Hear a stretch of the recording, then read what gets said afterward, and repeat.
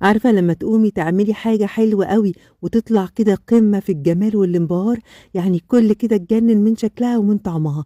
الكل انبهر من جمالها، شكلها تحفة وخطيرة وفي منتهى السهولة، وحاجات كده مكونات بسيطة جدا. حاجة كده يا جماعة بجد بتتكلم عن نفسها، ومش قادرة اوصف لكم بقى الطعم بيجمع بين الكيك وبين الايس كريم. النهاردة هنعمل الفروتي كيك بطريقة حلوة قوي وسهلة جدا. يلا نسمي الله ونصلي على رسول الله. ندخل نشوف الطريقة. بسم الله الرحمن الرحيم. اول حاجه جهزت كده شويه من الفراوله، حوالي كوبايه كده وثلاث قطع من الكيوي، ثلاث حبات كده من الكيوي. غسلتهم ونضفتهم كويس جدا وقطعتهم حتت صغيره. حطيتها على جنب بقى وجبت بوله، ونزلت في البوله ديت بكوبايه من الزبادي او علبه من الزبادي، عليها كده 3 معالق كبار من السكر، وكمان كوبايه كبيره كده من الكريم شانتيه.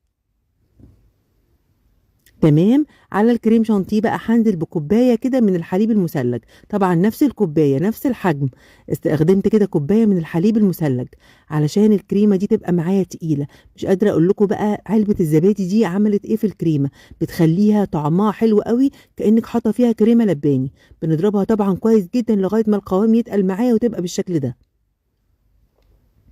اول ما القوام يتقل كده جبت بقى حبات الفراوله اللي انا مقطعاهم حتت صغيره وحبات الكيوي اللي انا مقطعاهم حتت صغيره وخلطتهم ببعض كويس جدا. تقدري تستخدمي في الوصفه دي اي نوع فاكهه انت حباه.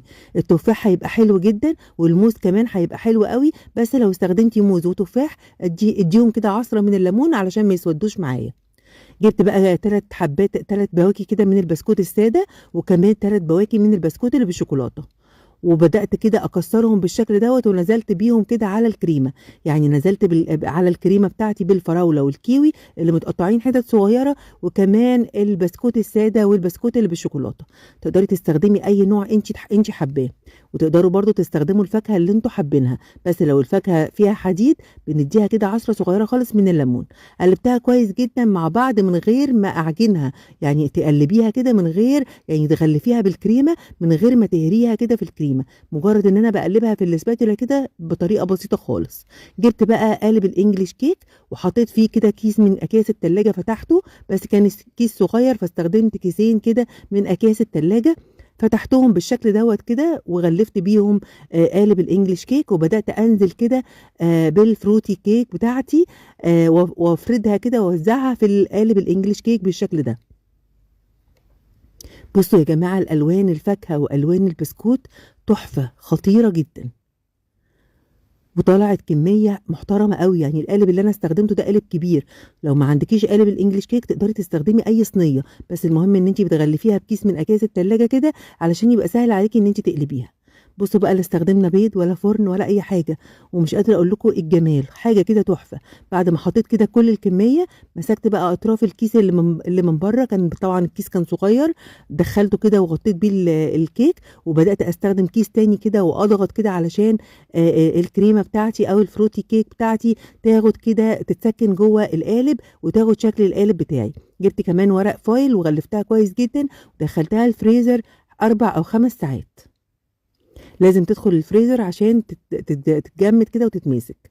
بعد 4 كده ساعات طلعتها وشلت الكيس بالشكل ده، وهبدأ بقى اشيل الاطراف بتاعه الكيس عشان اقلبها كده وتتقلب معايا طبعا بمنتهى السهوله. هي خدت بس شكل القالب، لكن هي بتطلع بمنتهى السهوله. بصوا انا بحرك الكيس كده، مفيش اي حاجه لازقه ولا اي حاجه، وهي متماسكه وماسكه نفسها كده ومتماسكه، مش سايحه ولا اي حاجه.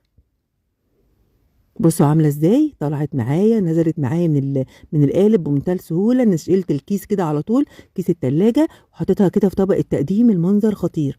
بصوا الالوان، الكريمه البيضه مع قطع الفاكهه الاخضر والاحمر، وكمان البسكوت تحفه يا جماعه. زينتها كده بالفراوله، قسمت الفراوله بس نصين وزينتها بالفراوله بالشكل ده. حطيت بقى، كان عندي صوص شوكولاته، حطيت كده بخطوط كده من صوص الشوكولاته بيدي شكل حلو قوي. تقدري تكتفي بشكلها كده من غير ما تحطي لها صوص ولا اي حاجه، بس طبعا الصوص بيديها شكل حلو وطعم كمان. كمان كان عندي صوص فراوله، تقدري تستخدمي صوص كراميل او اي صوص انت حباه. كان عندي، انا استخدمت المتاح عندي والموجود عندي، كان عندي صوص فراوله وصوص شوكولاته. بصوا الشكل يا جماعه، حاجه كده تحفه. مش ممكن ابدا يعني حد يتخيل ان انت عاملاها في البيت وبالسهوله دي. اي حد هيقولك انت جايباها من احسن حلواني. بصوا الجمال يا جماعة، خطيرة جدا دي. لو اشتريتيها من بره هتشتريها بمبلغا وقدره، وهي اتعملت بحاجات ومكونات بسيطة جدا. بصوا بتتقطع كده الخرطة بخرطتها، مش قادرة اوصف لكم الطعم عامل ازاي. الكريمة مع الفواكه مع البسكوت حاجة غنية جدا، والطعم بجد زي تورتة الايس كريم بالظبط.